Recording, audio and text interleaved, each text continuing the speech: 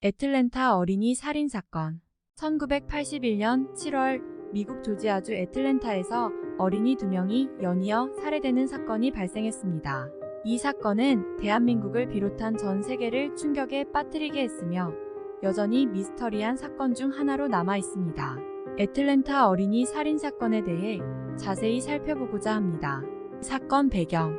1981년 7월 28일 밤 애틀랜타 북부의 빈티지 산책로에서 14살 어린이가 실종되었습니다. 그런데 이 사건은 그 다음날 이어진 비슷한 살인사건과 연결되면서 대대적인 수사가 이루어졌습니다. 7월 29일 또 다른 14살 어린이가 도로변에서 발견되었지만 총에 맞아 숨진 상태였습니다. 8월 20일 13살 어린이가 산책로에서 발견되었지만 마찬가지였으며 4일 후 또 다른 어린이가 실종되었습니다. 그 어린이의 시신은 9월 4일에 애틀랜타 국립공원에서 발견되었습니다. 이후 연이어 어린이들이 살해되는 사건이 일어나면서 전국적으로 주목받게 되었습니다. 최초의 이건 사건 이후 1년간 28명의 어린이가 살해되었고, 이 사건으로 인해 전국적으로 10만 명 이상의 경찰과 FBI 요원들이 동원되어 대규모 수사가 이루어졌습니다. 수사 과정. 경찰은 범인을 어떻게든 잡으려 노력했고, 그들은 수백만 달러의 보상금을 걸고 범인을 찾으려 노력했습니다.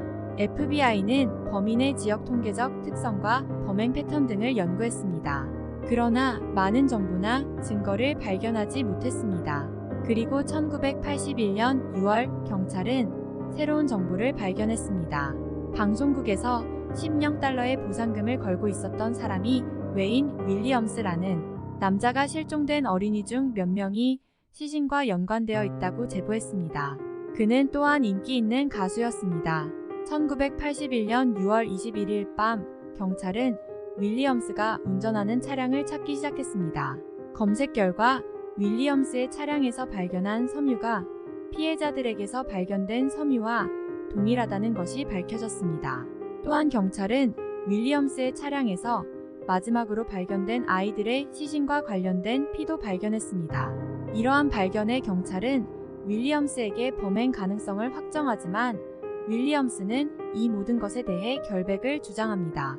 법정에서는 윌리엄스의 차량에서 발견된 증거물을 통해 1982년 2월 27일 살인죄를 판결하며 종신형을 내립니다.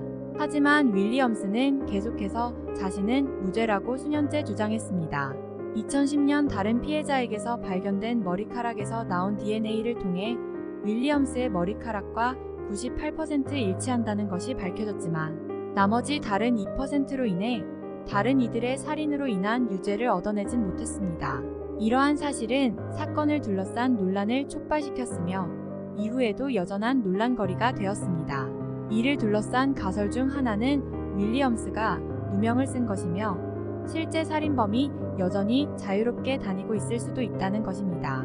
또 다른 가설은 그 당시 FBI나 경찰 등의 조직에서 미국 내부에서 일어난 반란과 관련된 일종의 은폐작전이 있었을 수도 있다는 것입니다. 이 사건은 미국 역사상 가장 충격적인 아동살인 사건 중 하나로 기억되며 미드 마인드 헌터 시즌1로도 제작되었습니다. 이후 미국에서는 이와 같은 아동학대가 발생하지 않도록 국가적인 대책이 마련되었으며 경찰 조직의 역할과 책임에 대한 논의가 활발하게 이루어지게 되었습니다. 이번 사건은 아이들의 안전을 위해 우리 사회가 직면한 문제점을 제기하고 이를 해결해 나가기 위한 계기가 되었습니다. 뭔가 찝찝함이 남아있는 애틀랜타 어린이 살인사건이었습니다.